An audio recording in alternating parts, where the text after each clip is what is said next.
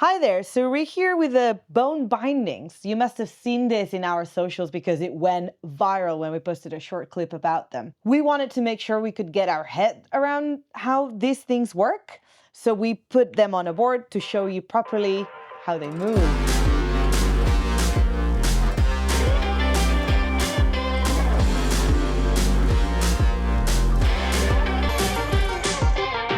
Right, so the logic behind it is that whilst you're carving, because your weight is centered and in the middle of the binding, you're not really going to feel that tilt. And in fact, you're going to be able to carve and feel that edge with no problem whatsoever. The fun and the creativity begins when you decide to move or shift your weight towards the nose or towards the tail. And that's when the tilting happens. What this allows is just a new form of creativity, a new form of tweaking, of boning, and just everything you can imagine of. It was really hard for us to show you what they're really about here in a studio setting, so we just decided to send Jaime up to the mountain to really, truly give them a test. Bones bindings, first law. Right. Yeah. So, first of all, how is the strapping in feeling? Because does it wobble when you're strapping? Yeah, it was wobble a little bit. It was a little bit difficult to put your feet in, but when you're strapping, you feel like a normal binding. You only have like a little bit of the wobble. A little bit of give, okay. So before we get into the actual tweakiness and the boniness of it, tell me, how do they behave on a slope? Like, can you turn, or do you feel unstable when you're riding the board normally? When you're strapping, you feel like a normal binding, but then when you start going, you feel a little bit unstable. But you can like go with the same feeling that the normal binding.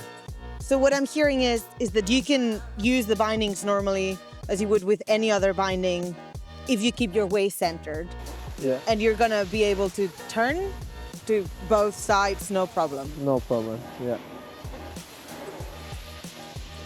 So the fun starts when you actually shift that weight to the nose Or to the tail. Yeah. Right.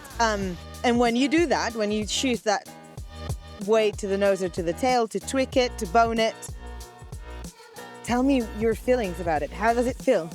The first feeling was like super weird because I tried like to do like a tail press and then all my weight coming like all the way to the back and then I fell down.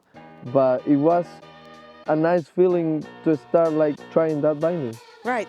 Can you ollie? How does an ollie work with the bone binding? You can ollie like a normal binding. But then if you shift that weight a little bit to the back, you're gonna tweak a bit. Yeah, you're gonna tweak a bit. Yeah, and then you have to adapt the weight forward again. So you took it to the park and had a lot of fun. I saw you do many tricks there.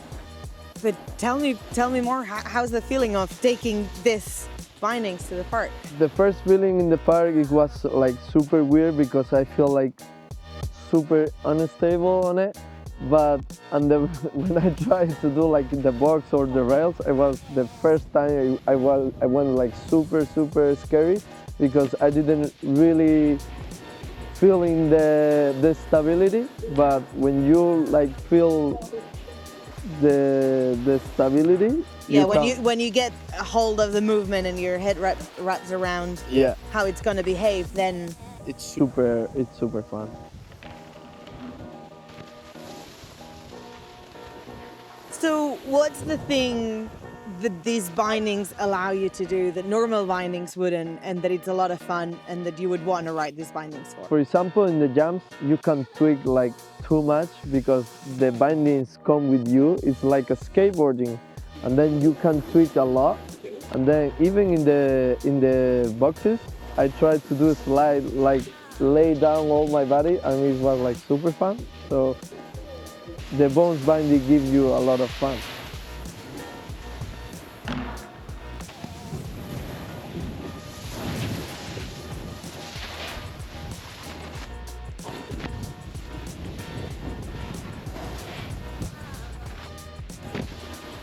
So there you have it. These are the bone bindings. Definitely a different concept and one that you'll have to get used to it. But once you crack it, I'm sure you'll have a lot of fun. And remember, if you want to know what other gear's coming up for next season, make sure to check our channel.